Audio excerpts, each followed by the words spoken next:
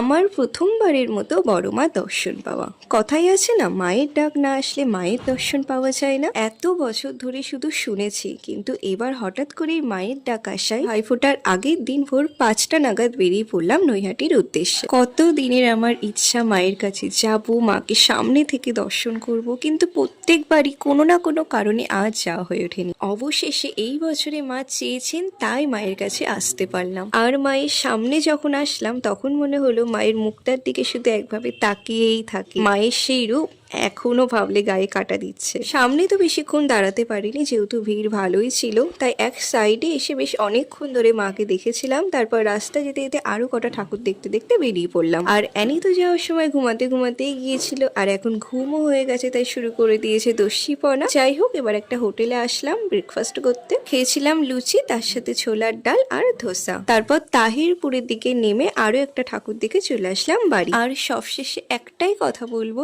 জয় বড় মা, মা সকলের মঙ্গল করুক।